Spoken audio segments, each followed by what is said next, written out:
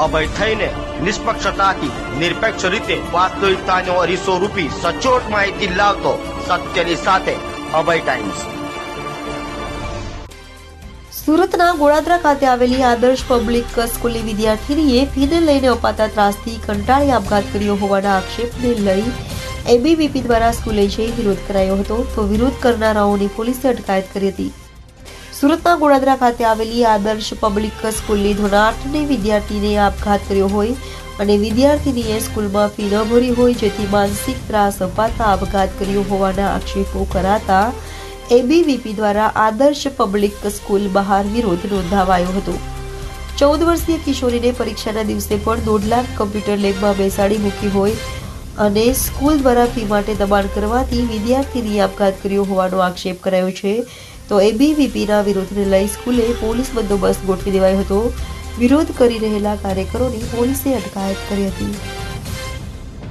मनोज जैन, अखिल भारतीय विद्यार्थी परिषद राष्ट्रीय कारोबारी सदस्य, आदर्श पब्लिक स्कूल जे गोड़ादरा विस्तारमां आवेली छे અને ત્યાં જે બાળકી છે એને પોતાને જીવન ટૂંકાવી લીધું, આત્મહત્યા કરી લીધી। એ પણ શા માટે? તો એક નાના કારણ માટે કે સ્કૂલની અંદર એને ફીસ નથી ભરી હતી અને ફીસનો લેવો દેવો એ પેરેન્ટ્સ અને પ્રિન્સિપલ ટીચરનો હોય છે, એમાં સ્ટુડન્ટનો કોઈ રોલ હોતો નથી। અને આ જે વિસ્તાર છે ગોળાદરા વિસ્તાર એ પરપ્રાંતીય વિસ્તાર છે, અહીંયા સ્લમ એરિયો વધારે છે અને મધ્યમ વર્ગીય ગરીબ વર્ગીય વિસ્તાર છે।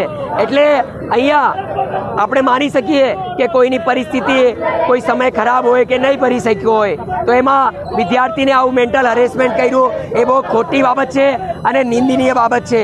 એટલે આ જે સ્કૂલ છે એના માટે અમે ડીઓથી પણ માંગણી કરી છે કે આના ઉપર વ્યવસ્થિત કાર્યવાહી થાય અને આનો લાયસન્સ રદ થાય અને ભવિષ્યમાં પણ બીજી કોઈ સ્કૂલો આવો કૃત્ય નહીં કરે, આવી બાળકીઓને પોતાનું જીવન નહીં ટૂંકાવવું પડે એના માટે દાખલો બેસે।